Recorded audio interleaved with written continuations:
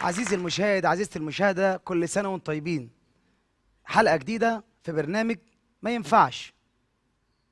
ما ينفعش ده اللي هنشوفه النهارده.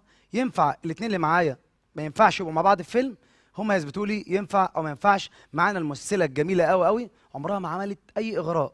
ليه؟ لان هي بنت بلد وجدعة من شبرا من بابا. هي هتقول لكم سقفة كبيرة لأحلى روجينا.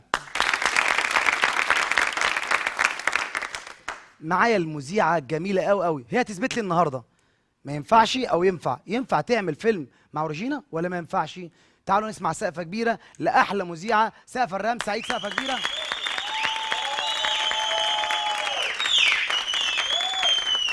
روجينا، كل سنة وانت طيبة. وانت طيب يا رمضان سعد. كريم عليكي. الله اكرم. روما، كل سنة وانت طيبة. وانت طيب رمضان يا كريم سعد. عليكي. روجينا، لو جالك دور تلبسي بدلة رقص وترقصي في دور، تقبلي؟ عملت دور بدلة رأس ورقصت. رقص كانت البدلة، انا ما اتفرجتش، كان في مسلسل درب الطيب، وكانت شخصية يعني راقصة. هو مسلسل قديم وزي على شاكلة كده، يعني الجزء الأولاني رقاصة وبتاع، وبعد كده بتهتدي وبتتوب وبتتحجب وحاجات كده. كنت متجوزة دكتور أشرف ساعتها؟ طبعا. لو جالك بلاش السؤال ده، نفس السؤال بالظبط. بلاش السؤال ده. لو جالك وعايزك تبقى، انا مش على فكره انا عامل برنامج عشان ينفع وما ينفعش، فعايزك تبقى صريحه. عشان نوصل انه ما ينفعش. مش عارف. ريهام سعيد تقبل روجينا بتقول لك هي لبست بدله راس وعملت الدور ده، ينفع تلبسي بدله راس؟ لا، لا يمكن طبعا. لا يمكن. اهلك ما يرضوش؟ لا، مش اهلي بس، اهلي وولادي وجمهوري. ما ينفعش الممثله تلبس بدله راس؟ لا، مش ما ينفعش الممثله تلبس بدله رقص، بس انا بقول لك انه بيضر، مش بيفيد. ليه روجينا لبست بدله راس؟ لا، ما روجينا قاعده. ما انا بسالك انت. ما اعرفش. ليه ما أنا بقول لك، انت بتقولي ايه؟ بقول لك روجينا لبست بدله راس ورقصت، فرديتي انت. كل واحد فانت رديتي كل قلتي لي واحد عنده مبدأ في الحياه ماشي عليه يعني. انت فنانه كبيره فلازم تتعلمي منها. فبسالك سؤال صريح جدا. لا، انا ما بتعلمش من حد. ما تتعلميش من حد؟ انت لسه ما عملتيش الا يا دوبك تمثيليه، دي عامله 15. لا، بس انا ما بتعلمش من حد يعني. مش انا خدت طريق تاني، بس انا ما بمثلش طب من بعد اذنك بس 15 سنة. هطلع فاصل وارجع لك تاني. فاصل ثم نعود.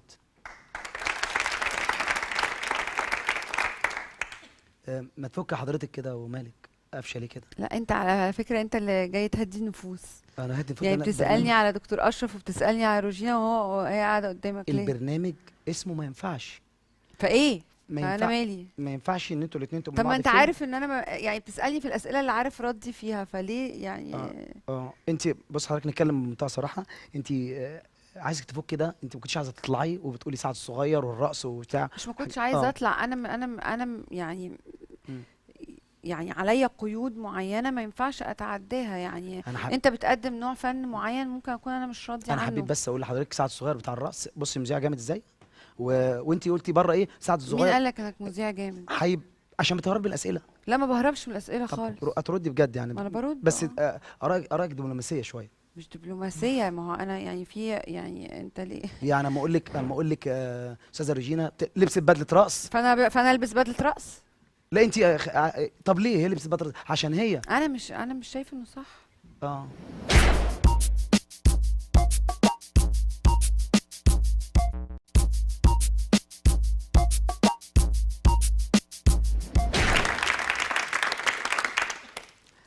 ورجعنا من الفاصل تاني. وانا يا جماعه بقول لكم ما ينفعش، عايزهم يثبتوا لي ان ينفع. ويا ريت نتكلم بصراحه، احنا في شهر مفترج فلازم نتكلم بصراحه. لو جالك مسلسل مع استاذه ريهام والمخرج قال لك بقول لك ايه، انا هجيب لك ريهام سعيد معاكي، توافقي؟ انا ما يعني، انت فاهم ان انا بقدر اتدخل في الكاست يا سعد؟ لا انا بس بسالك، ما انا عارف. لا يعني انا عشان مشاهدين لا بس. يعني انا ما اقدرش اقول مين يجي ومين ما يجيش. لا خالص. طب ريهام سعيد تضيف لك زي غادة عبد الرازق ولا ما تضيفلكيش؟ طبعا اي زميل يضيف للاخر. طبعا تضيف لك. طبعا. يعني ريهام سعيد تعلي روجينا على الافيش ولا ما تعليهاش؟ مش عارفه يعني ايه، اصل الفيديو ما فيهوش افيش. سينما وحد كلمك قال لك انا عايزك فيلم ومعاكي طبعا ريهام سعيد. طبعا ريهام سعيد تعليكي طبعا. هتبص لي بقى وتقولي هتقولي العكس؟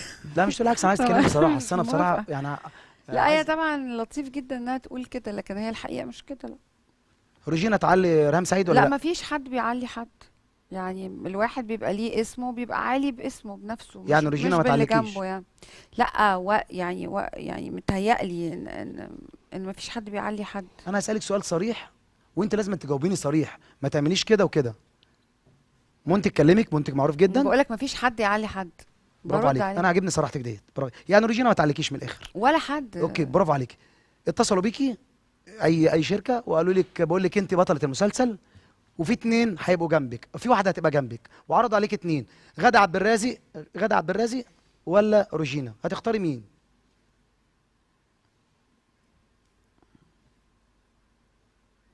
بلاش غادة، عبير صبري. روجينا ولا عبير صبري؟ ما اعرفش يعني. لا انا عايز صريح، لا روجينا لا عبير صبري. الو يا ريهام، عامله ايه يا حبيبتي؟ مساء الخير. لا أنا عامل هقول على لك طول. حاجه، هي يمكن عبير عشان عبير اعرفها اكتر. يعني عبير احلى؟ اعرفها اكتر على المستوى الشخصي. تبيع اكتر؟ لا انا مالي ببيع اكتر، هو انا انا بقول لك المنتج بس هي. لا يعني انا مش المنتجه يعني. فضفضي كده. بتكلم بصراحه عبير والله. صبري ما بقولك عبير اقدم واعرفها يعني تبيع اعرفها اكتر، بس اكتر على انا افيش. بحب روجينا برضو. تبيع اكتر على افيش. لا انا مش عايز انا ارد مش السؤال. منتج عشان ابيع ولا ما ابيعش. انا مش عايز يعني ارد انا بحب بالمناسبة. روجينا وبحترمها جدا، ولكن عبير على المستوى الشخصي هنبقى في اللوكيشن يعني فكين مع بعض. انا ما اعرفش ده رد روجينا، دبلوماسي حضرتك. ما اعرفش روجينا تعاملاتها في اللوكيشن بتبقى ايه، يعني عصبيه لطيفه. يعني ممكن حد على المستوى الشخصي تقابله كويس وبعدين تيجي تلاقيه في اللوكيشن بيغير من نفس يعني. انت حاسه ان روجينا اتنكت على الناس او في يوم هتتنك؟ عمرك؟ طبعا، يعني لانه بقول انه نهاية اي فنان يوم ما يحس انه عمل حاجة مهمة قوي قوي ويبدأ يتعامل مع الناس على هذا الاساس، دي نهايته. روجينا دخلتي سلمت على الناس كل اللي كانوا قاعدين في الاستوديو كلهم؟ سلمت، لا مش كلهم، سلمت قلت السلام عليكم. السلام عليكم، يبقى كل الناس.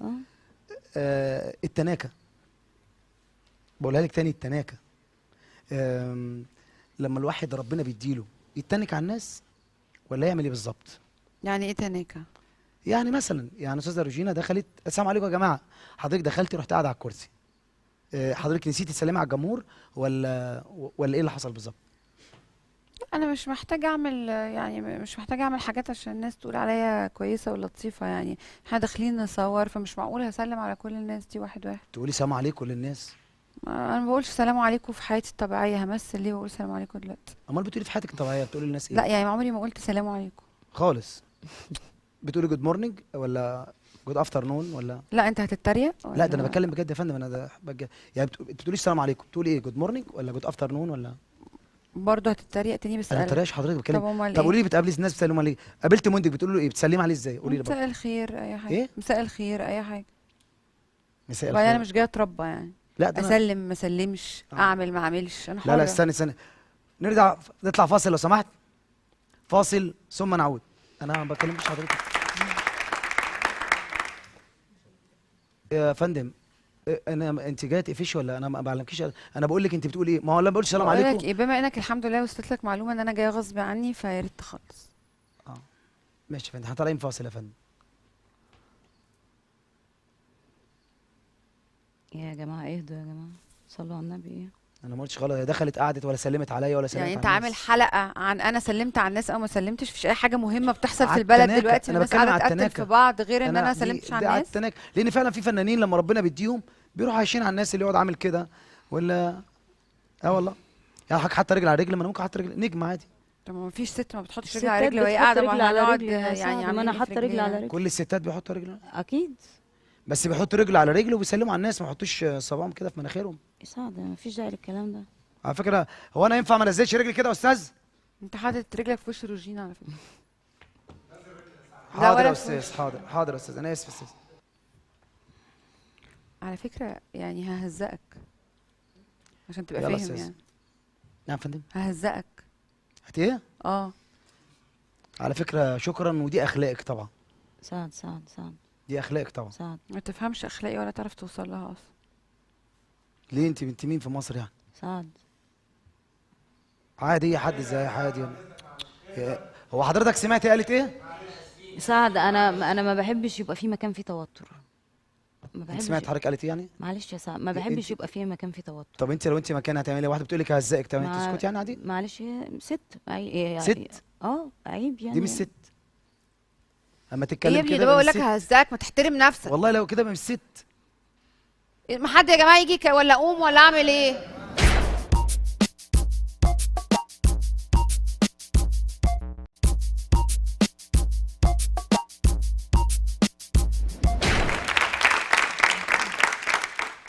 ورجعنا من الفاصل تاني. منورانا وكل سنه وانت طيبه. وانت طيب يا سعد. روجينا، انت طبعا عيله فنيه، لو جه دور لبنتك تشغليها ولا لا؟ لا. خالص؟ وهي صغيره لا. لو هي صغيره؟ لانه انا بقول انه الاطفال لازم تستمتع بحياتها يعني. اه. وقت الدراسه دراسه والمدرسه مدرسه وتستمتع بوقتها وقت فراغها يعني. انما لما تكبر لو حبت تبقى فنانه، لو كبرت يعني مفيش مشكله. طبعا تخش تدرس في معهد فنون مسرحيه زي ما امها عملت وابوها عمل. انت خريجه خريجه معهد فنون مسرحيه. مسرحيه؟ استاذه ريهام، لو حضرتك بنت حضرتك وعرض عليكي دور في مسلسل جميل تقولي ايه؟ لا انا مش عايزه بنتي تبقى ممثله خالص. ولا ما تكبر خالص؟ ليه؟ حاسه ان يعني عيب ولا حرام ولا ايه؟ لا انا ما دخلت الوسط ده لقيت حاجات كتير قوي غير لائقه انا تعرضت لها وندمت يعني. ندمت ان انا قضيت 5 سنين ادرس تمثيل يعني هو في دمي، هو غصب عني، لكن يعني انا مبسوطه ان حظي كويس دلوقتي ان انا بشتغل مذيعه يعني، لان انا اهلي معارضين برضو. ايه رايك في روجينا في ايه يعني؟ كممثله؟ بتعجبك؟ ما اكيد تجاملوش بعض. مش بجامل. هي بتقول ان انت مذيعه جامده وانت انا بقى بسالك وما تكذبيش. لا ممثله كويسه فريجينا طبعا. ممثله جامده؟ ممثله كويسه. هي ولا عبير صبري؟ لا ما يتقارنوش ببعض عشان عبير صبري اقدم بكتير. انا بسالك هي ممثله وقاعد بسالك الو ممثله مش ما ممثله؟ ينفعش تقول لي مثلا أمينة رزق يعني لازم تقارن اتنين طلعوا مع بعض عملوا أعمال قد بعض. يعني مش فاهم يعني عبير تاريخها في السينما طويل قوي. تاريخها اكبر من روجينا؟ عدد الأفلام أكتر أكيد. عدد الافلام اكبر يا استاذه؟ مش عارفه والله، ما حسبتش، يعني ما عدتش، ما بقعدش اعدي لزمايلي يعني الحقيقة. والله. مم. انت حاسه انت عامله كام فيلم لغايه دلوقتي؟ مش فاكره يعني نسيتوني. 3 افلام 4؟ فيلم. لا يعني انا عارف ان الفرح وكباريه والمصير. انا ما عملتش كباريه. لا الفرح ساعه ونص انت ما كنتش فيه بس حضرتك. لا. الفرح صح كده؟ والمصير بس 2 بس. اعتبرهم 2. لا كنت معايا في في ايه؟ قابلني. اعتذرت. اعتذرت بس فيلمين واعتذار. في حاجه تانية عملت افلام تانية؟ مش فاكره والله يا سعد. يعني فيلمين بس؟ تاريخ روجينا فيلمين؟ لا يا سعد، عندي حاجات تانية بس انا مش فاكراها. طب افتكر انت مالك حاسس انك عايز تعيطي مش عارف. اعيط؟ حاسس ليه انك عيط مخنوقة ليه ان كده، شاء الله؟ متضايقه وشك مش الفيس متضايق. فيس متضايق من ايه؟ من اسئلتك اللطيفه الحقيقه. اسئلتك لطيفه قوي لدرجه ان انا مبسوطه قوي حقيقه يعني. اسئلت انا ولا ردها لا هي؟ اسئلتك انت. هردها هي؟ بقول لك اسئلتك انت. نطلع فاصل ونواصل. مالك ايه اللي مزعلك؟ ايه يا حبيبي، مفيش حاجه زعلانه. انت زعلانه مني انا لا اسئلت انا خالص. وردها هو مش زعلان مني؟ طب انت رديت لي، هو انا رديت في وحش في ايه؟ لما تقولي ان عبير صبري تاريخها احسن منها لا ما قلتش تاريخ احسن، بقول اقدم. اقدم. هي اصغر منها. زعلانه. سعد، احنا مش جايين هنا عشان نتكلم على زمايلنا او تقارن بيني وبين واحده زميلتي. انا بس بتقولي زعلانة بحترمها. مني. ايوه انت اسئلتك مش ولما لطيفه. ولما انت يا تقول انا سعد. بلبس بدله رقص وانا كده تقول لك لا ما بلبسش بدله رقص. دي وما حريه تزعليش شخصيه مني. يا سعد. تسألني. ولما اقول لك بنتك بتمثل تقولي دي حريه هتمثل يا شخصيه كبيره، يا ترد هي سعد. تقول لك انا مش الله. همثل. تزعلانه مني انا؟ طب انا عايزه اسال سؤال، هو انت جايبنا نتخانق مع بعض أنا يعني؟ لا مش فاهمة. جايبنا اصل طب بتزعل مني يعني بقول لها. ما انا ما بقولش عكس ما يعني مش انا مثلا بقول مش هلبس بدله رقص وانا عملت بره حاجه ببدله رقص. يعني انا بعمل اللي انا مقتنعه بيه. ده بس يعني بستغربكم بصراحه. مستغرب من ايه؟ ايه استغرابك يا سعد؟ انت ردك دبلوماسي قوي وبتكبري مش علينا دبلوماسي بس. خالص، بالعكس. بتكبر ليه؟ يعني حاولي تنزلي ليه انت مناخيري جايب حد شوية كده نكره حضرتك. يعني مثلا؟ لا حاولي تنزلي مناخيرك وقاعده سنة بس. بدعي لا مثلا؟ العفو لا العفو. اصل انت بتقولي ودلوقتي تقولي لا انا ما قلتش انا، او بمعنى صح انت قلتي انا هي مش هلبس بدله رقص، مش هلبس زيها بدله رقص. قلت بنتي زيها، قلت انا ما بلبسش بدله رقص. ليه مش ممثله؟ اعملي كل حاجه. انا قلت مش عايزه اعمل الحلقه دي. ايه دي ايه دي ايه دي يا ماما؟ ايه دي ايه دي يا بابا؟ ايه دي؟ نرفزتش عشان اهدى، انا بقول ما كنتش عايزه اجي اصلا. مش تيجي على فكره، شرف ليكي ان انت في برنامج عشان تعلي شويه، تاخدي الجمهور بتاعي. ايوه صح. اعلى روح فين بقى، على طير خالص. ايه الكلام ده يا سعد؟ انا اول مره اسمعك تناكة قوي بتتكلم بالطريقه لا دي. بقى لها ساعه ونص بتعمل لا انا مكياج عمري ما مستنيانا. شفتك بتتكلم بالطريقه دي. مذيع بس عشان مذيع كده تشوفيني. لا يعني انت عمري ما كنت انا متضخمه عندك كنت كده. طيب كتير والله وما ينفعش والله. هو يا لازم بتجرب البني سكه ادم تانية يتنك. يعني. كنت كانت استغفر بتتكلم الله بتتنك العظيم. عليا دي، كنت بروح لها برنامج ببلاش. باخد إيه ذنبه فلوس والله. الكلام ده؟ انت بتشاور كده يعني، ولما اقوم بقى اقطع لك ايدك دي. تعالي ايه؟ انا ما بهزرش دلوقتي على فكره خالص. ايه دي يا ماما؟ ايه دي يا ست الاموره؟ ماما في ايه عينك. ايه دي يا ست الاموره؟ بس ماما إيه في عينك، مش عاجبك يا اطلع استاذ بره. عماد، هي عشان من النهار يا استاذ عماد هنا ولا ايه؟ ده عشان حاسه من ان النهار. القناه انا بتاعت بقول لك يا لو مش بالسلامه عاجبك القناه اطلع بتاعتك بره. على ايه يا اختي؟ انا بقول لك على انت مسؤوليتي هناك. الشخصيه، لو مش عاجبك اطلع بره. ايه مش بقى لا، لما البرنامج بتاعي انت تخلصوا تطلع لا خناقة اطلع بره. من اسمها البرنامج بتاعك فين؟ اندهولي. اطلعي انت بره. ما هو هو برنامج لما الشريك ولا ايه؟ لما تخلصوا خناق اندهولي. افتح لي الباب لو سمحت. انا مش فاهمه يعني، ولا قامت دي كمان. معلش انا ما بقدرش ابقى موجوده في جو زي ده. جوي ما انت شايفه بتتكلم ازاي انت ساكته؟ اتفضلي يا استاذه، اتفضلي يا رجينا. تعالوا يا استاذ رجينا، مفيش اتفضلي داعي معلش. كده يا سعد. اتفضلي يا استاذ، مفيش اسفين يا داعي استاذ رجينا، كده. معلش انا اسف، معلش اسفين.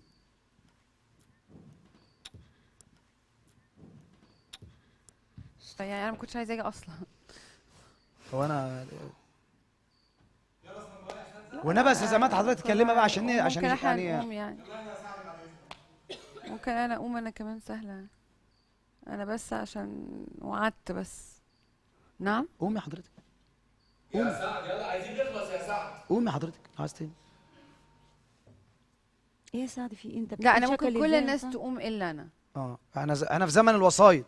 لا مش وسايط ولا والله حاجه. زمن انا وسايط انا والله. بقول لك كل الناس ممكن تقوم الا انا.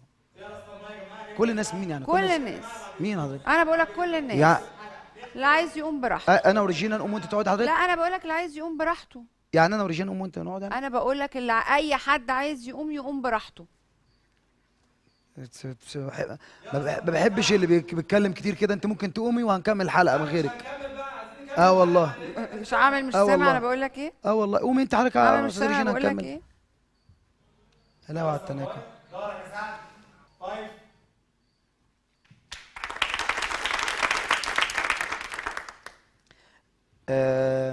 في رمضان ريهام، طقوسك ايه؟ يعني يومك بيعدي ازاي في رمضان؟ ولا حاجه، بصوم وبفطر. بس كده؟ يعني ما بتخرجيش بالليل، ما بتسهريش في خيم لا خالص؟ لا. استاذه ريجينا، طقوس حضرتك ايه في رمضان؟ عادي زي كل الناس. برضه ما بتخرجيش بالليل ولا؟ لا خالص. لا. يعني في رمضان انت اصلا بتشربي شيشه ولا حاجه؟ لا خالص. استاذه ريهام بتشربي حاجه شيشه بشرب كل حاجه.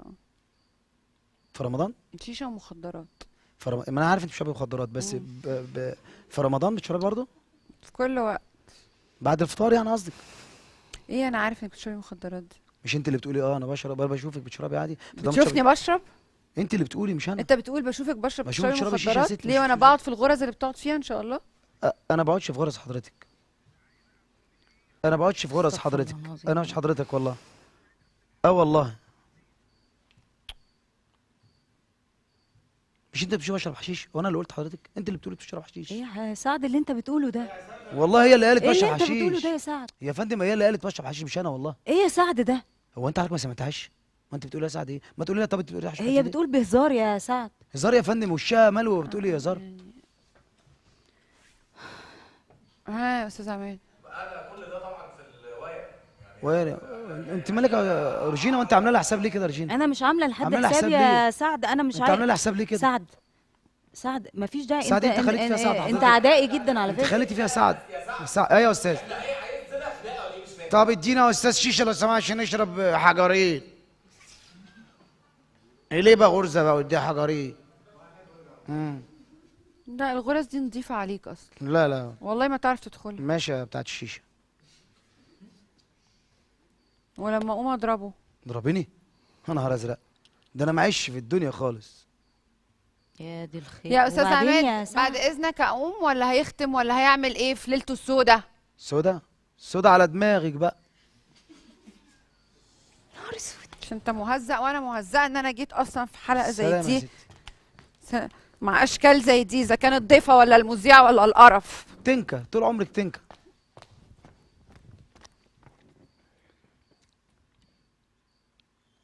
والله ميرسي استاذ عماد والنبي ننقل الكرسي ده يا استاذ ونكمل الحوار انا واستاذه رجينا. ميرسي جدا يا ريهام والله الحقيقه، ميرسي على ذوقك. انت فكر دي تنكة تنكة لا كلها. يعني انا ما عملتلهاش حاجه عشان تشتمني الحقيقه يعني. ميرسي جدا، كتر خيرك. طب يلا يا جماعه ميرسي قوي. حد يجي يشيل المايك ده. استاذه رجينا نكمل انا وانت انا بس. انا ما يا بكملش استاذ عماد ما حاجة تعيني ومش الكرسي ده يا عايزة استاذ أكمل ونكمل حاجة. انا وهي وخلاص. حد يجي يشيل المايك ده يا جماعه. يا استاذه رجينا. حد يجي يشيل المايك ده، مش مكمله انا رجينا ولا معلش ولا زفت. هتمشي هي. انا اللي امشي. حد يجي يا جماعه يشيل لي المايك ده، افتحوا الباب. تعالي تعالي تعالي انا الكرسي ده يا ريس. انا الكرسي ده حد يجي يشيل لي المايك ده يا جماعه. هختم انا وانت واقفين. انا ما اتهزقت. مين اللي هزاك؟ طب قالت ايه؟ خلاص قالت اللي قالته، انا اللي غلطانه ان انا جيت البرنامج. سمعت ليه؟ طب وليه قالت لك ايه؟ خلاص يا سعد. قالت لك ايه طيب؟ انا قالت لك إيه؟ اتشتمت قدامك يا هي سعد. والله العظيم ما سمعت. ما عادش اللي يشتمك، شتمت قالت ايه؟ طب خلاص يا سعد. طب تعالى عشان خاطر. لو سمحت يا تعالى عشان سعد خاطر، بقى، عشان لو همسك إيديك. سمحت عشان انا عشان خاطر، اتضايقت. عشان خاطر انا هنقفل الحلقه عشان خاطر. مش هقفل أبوس الحلقات إيديك. يا سعد. خلاص مش والله. هقفل طب يلا الحلقات معلش. انا. طب تعالى اقعد استريح. يلا معلش. خليهم يفتحوا الباب يا سعد. خلاص مش والله هخش. العظيم ثلاثه هنقفل خلاص. مش هقفل إيه الحلقات هقفلها يا من- سعد. عشان خاطر هي شتمتك قالت لك ايه؟ هي قالت ايه؟ انا ما سمعتهاش والله. والله العظيم. طب اقعدي والله طيب العظيم يا ايه رب. ايه دي طيب ايه؟ هقفل خلاص اقفل. هي شتمت قالت ايه؟ والله العظيم ثلاثه ما سمعت. استغفر الله العظيم. يلا يا استاذ هقفل وانا واقف يا استاذ. طب هات يا استاذ. طب انا اعمل ايه طيب؟ بتقول لك شتمت روجينا. شتمتك قالت ايه؟ وحياة ولادك قالت ايه؟ والله مش العظيم. فاكره يا سعد، مش عايزه افتكر. طب شتمت قالت ايه؟ مش عايزه افتكر يا سعد بقى خلاص. يعني شتيمه بالام يعني ولا شتيمه ايه؟ والله العظيم ما سمعتها. شتيمه ايه؟ يعني عاديه كده ولا شتيمه ايه؟ شتمت قالت ايه؟ مش فاكره. قوم. وعملنا المقلب في روجينا.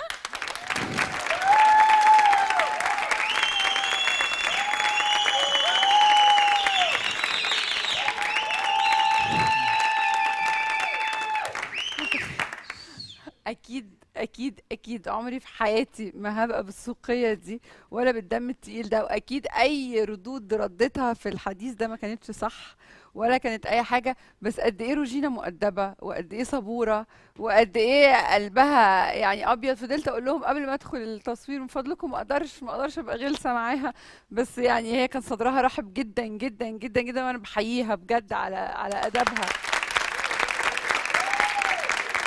وهو ده النوع اللي ممكن نعتبره قدوة في برنامجنا، اللي هو ممكن يبقى بينا اختلاف وممكن نبقى بنحبش بعض وممكن نبقى مختلفين في الآراء جدا، ولكن الاختلاف لا يولد خلاف. روجينا احنا اسفين جدا اذا كنا ضايقناكي، بس والله قد ايه من الحلقات اللي المثال فيها ست مؤدبة وصبورة ويعني وما ردتش حتى علينا بكلمه. هو ده اللي احنا نفسنا نعمله، ان احنا يبقى في حوار بينا ونسمع بعض من غير زعل ومن غير زعيق ومن غير اي حاجه، عشان مهما نكون مختلفين لازم نبقى واحد. ومتاسفين يا روجينا تاني رورو. بجد. ما تزعليش، اقابلكم بكره وتصبحوا على خير.